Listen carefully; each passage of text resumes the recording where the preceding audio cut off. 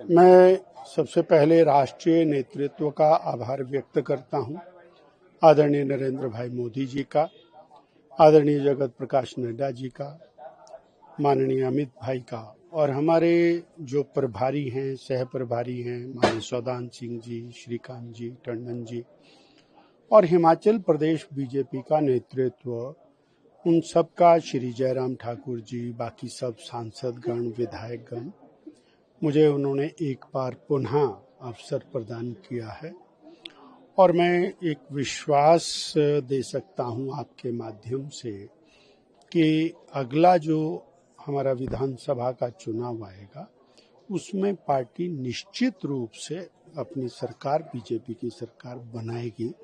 इस दृष्टि से हम लोग पूरे संगठन को आगे लेकर चलेंगे और जिस स्थिति के अंदर वर्तमान कांग्रेस की प्रदेश की सरकार पहुंच गई है, दिस इज नो रिटर्न, यानी अब इसकी वापसी संभव नहीं है।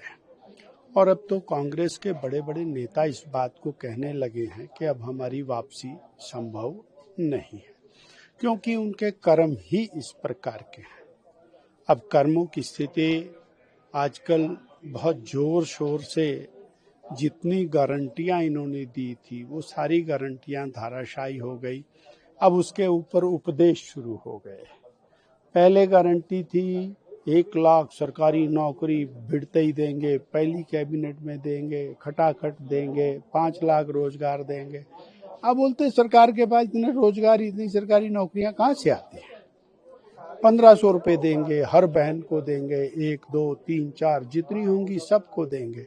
अब बोलते ऐसे कैसे, हर बहन को कैसे दिया जा सकता है? यानी वो सारी चीजें पलट गई और उसके विपरीत चल पड़े हम।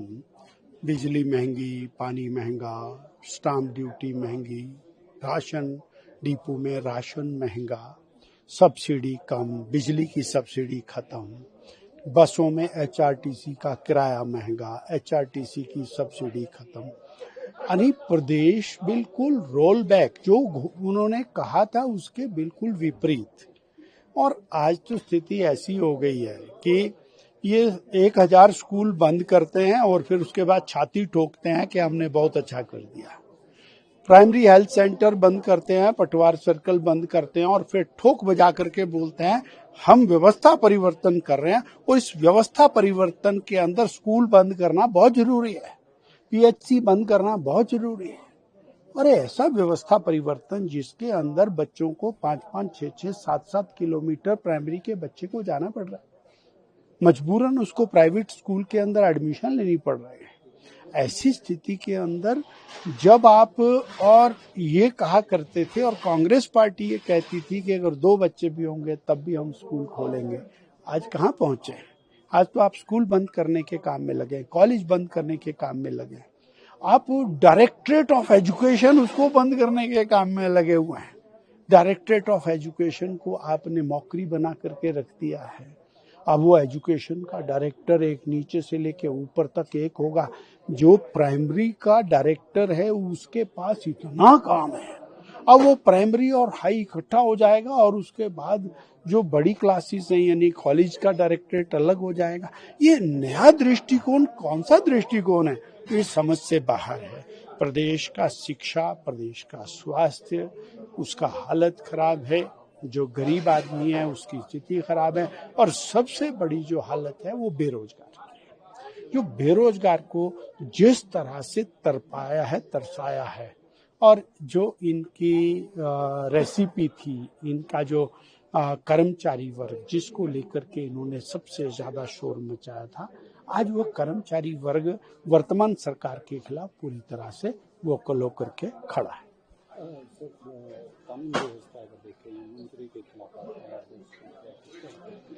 कानून व्यवस्था की धज्जियां तो निरंतर उड़ रही है। ये कितना हम कहेंगे? चंबा में नृशंस हत्या होती है और चंबा से शुरू हुआ क्रम पूरे प्रदेश के अंदर फैलता है। हत्या, लूट, बलात्कार, उसके बाद ड्रग्स के मामले, उसके बाद माफिया, किस तरह से आपके पास वीडियोस हैं, मैं सप्लाई कर सकता हूँ। 250 टिप्पर एक रात को अनऑथराइज तरीके से और माइनिंग का काम करके निकलते हैं। कहाँ उनका भ्रष्टाचार जाता है, कौन उनको शय देता है, और मंत्री और मुख्यमंत्री की नाक के नीचे सब कुछ होता है। और वही स्थिति आज अहंकार चरम सीमा की ऊपर है। एक मंत्री एक बहुत बड़े आला अफसर को कमरे में बंद करके किस बुरी तरह से उसको मैन हैंडल करता है, पीटता है। कहां पहुंच गया हमारी सरकार की और इखलाक।